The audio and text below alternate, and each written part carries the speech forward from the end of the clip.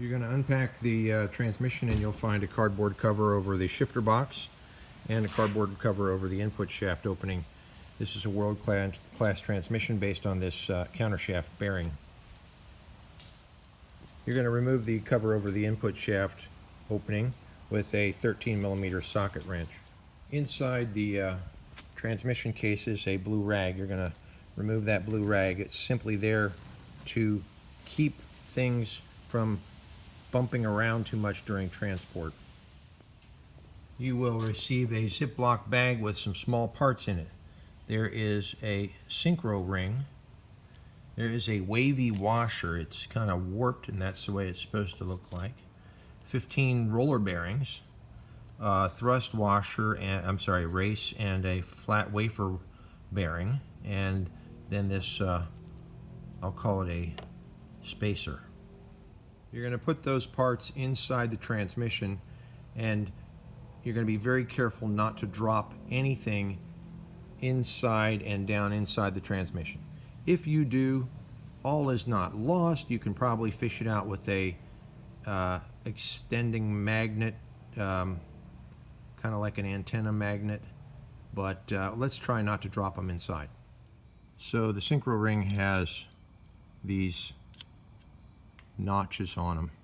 Those notches line up with these tabs right here, here, and up here. There's a C-shaped spring washer or spring retainer. So you're going to put a little bearing grease on this to make it kind of sticky, and you're going to slide that in there and line up those little tabs with the slots. You should feel it slide back and forth, left and right a little bit, but it should not free spin. It should feel like it clicked into place. Once it's there, if you have enough bearing grease on it, it should stay in place. You're next going to put the rest of the stuff in place. Once the ring is in place, it may tend to want to fall out or off of the 3/4 slider, but use a little gel or a little Vaseline to try and stick it in place so that it doesn't want to tend to fall down, and we'll move on to the next step. Next comes the spacer. Slides over the end like so, in place. Next, you will take these 15 roller washers or roller bearings and set them inside of the input shaft. The input shaft has a new bearing on it. You just need to put them in there. I'll show you in the next picture. You're going to use some bearing grease or Vaseline and stack them up inside. I have a few more remaining. There will be 15, and they will perfectly form a circle.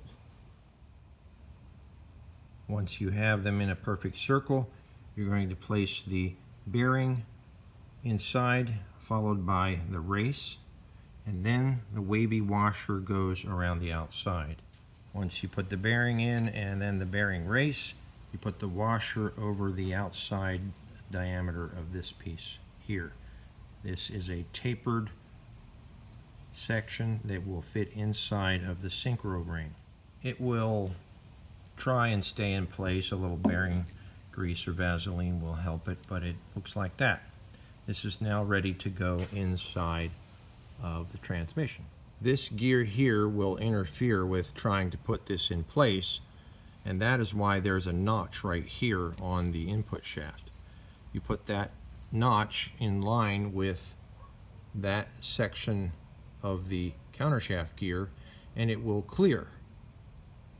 You do so carefully while working with your other hand.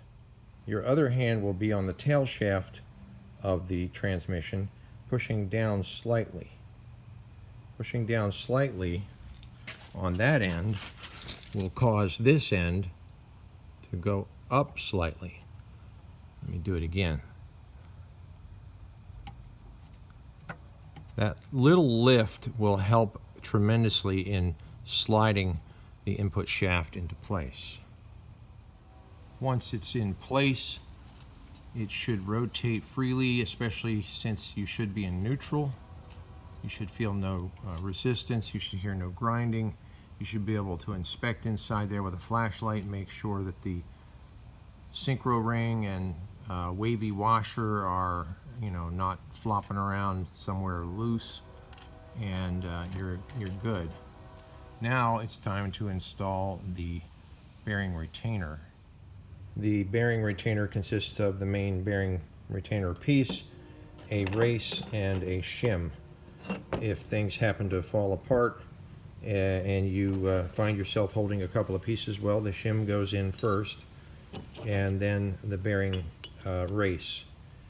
The race obviously has to mesh with the bearing, so the pieces go in like that. You'll notice that there is two raised areas. I'll call them bosses. There's a squarish or rectangular one here and a rounded one here. The rounded one always goes up and will be marked with a mark up here at the 12 o'clock position. You will put RTV, the black, ultra black, oil resistant RTV, around this. You don't need to put huge amounts on it. Since these bolt holes do communicate to the inside of the case, you want to surround each bolt hole with a small amount of RTV, but really just a thin bead along the inner edge of this bearing retainer is enough. So as I said, the rounded boss goes at the top. You put the RTV on, you clean surfaces with acetone, you push this into place and line up your bolt holes. And then you're going to put these bolts in place that were holding the cardboard. Just remember that this is an aluminum case and you're using bolts with steel threads, and you will strip things out if you tighten super tight. Do not use an impact wrench. You'll strip out the aluminum threads, and then you'll have to cut new threads and get new bolts, and that's a pain in the butt.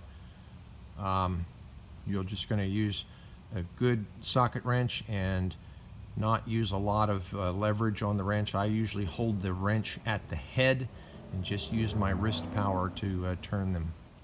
Once the bearing retainer is in place, you should have easy movement of the input shaft, and you should have free movement of the output shaft.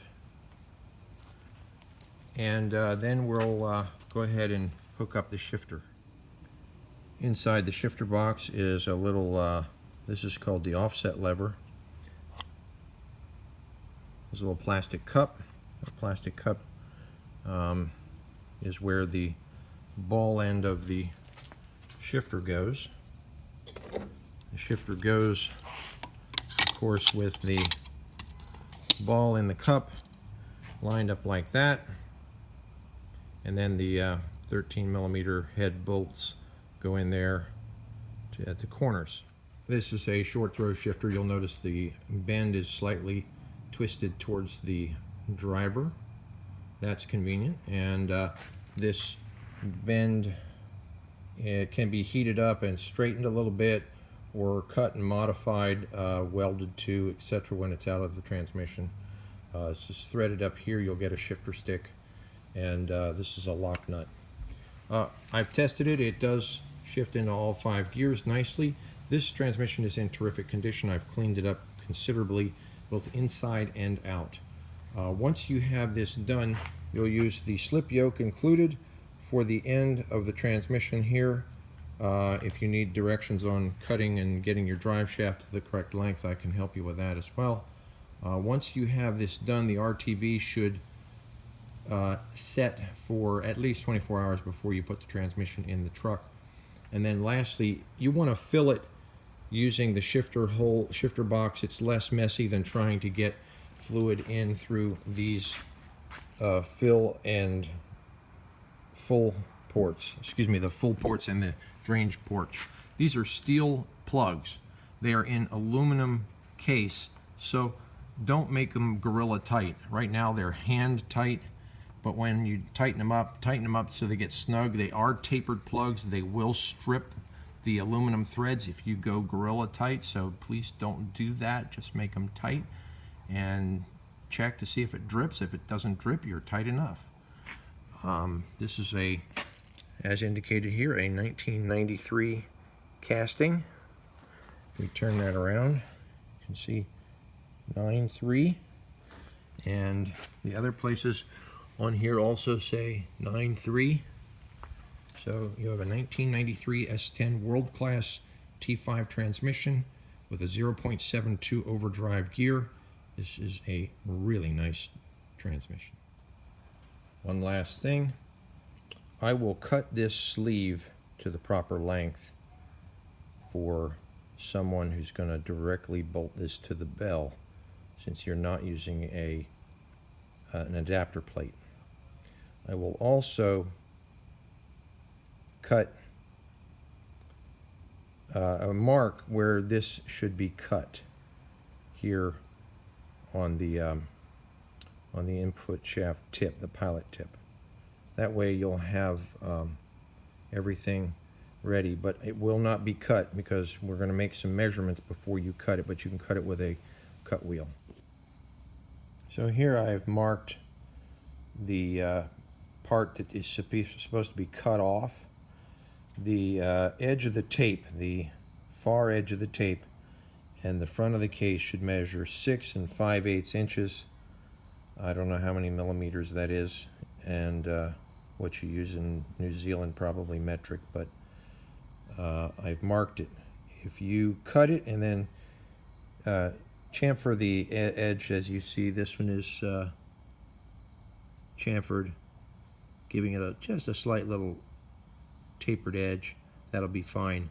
And that way it should match what you took out of the transmission. You can always double check the distance, but the front of the case to this edge here should be 6 5/8 inches.